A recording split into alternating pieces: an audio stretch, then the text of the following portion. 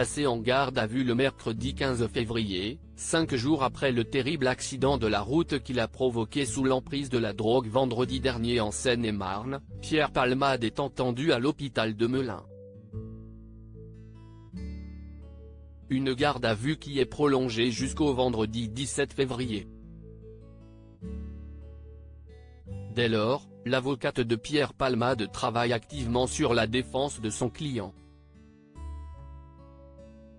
Auteur d'une longue enquête publiée dans Paris Match, le rédacteur en chef du service culture du magazine Benjamin Locoge a dévoilé les stratégies envisagées par l'avocate du comédien lors de son passage dans l'émission C'est à vous, ce jeudi 16 février.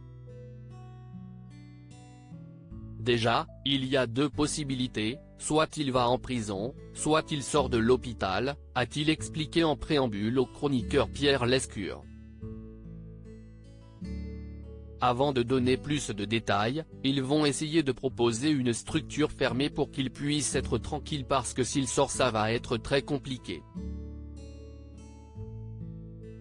Mais, c'est le plan sur lequel il travaille.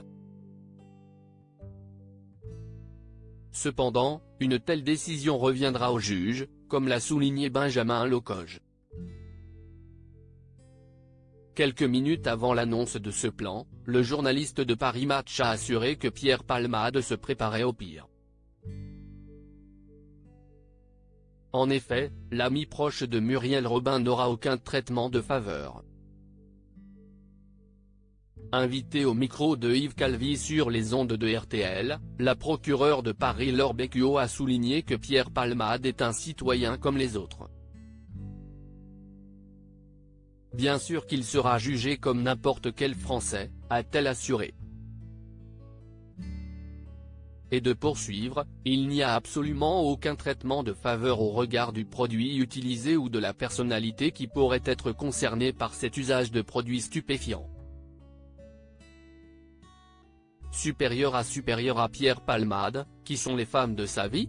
Pierre Palmade, ses premiers mots lors de sa garde à vue depuis son lit d'hôpital, Pierre Palmade a commencé à parler aux enquêteurs.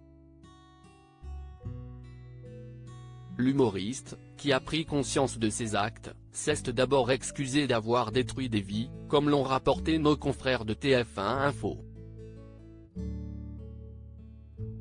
Au cours de cette audition, l'ex-mari de Véronique Sanson s'est dit ravagé et a exprimé ses remords.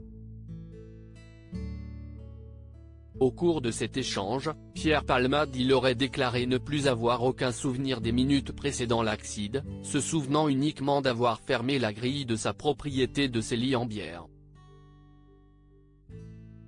La suite s'apparente à un trou noir.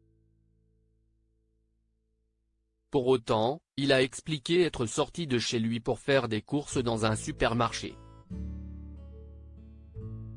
En se basant sur des sources policières, nos confrères de BFM TV ont rapporté que Pierre Palmade a reconnu avoir pris de la drogue.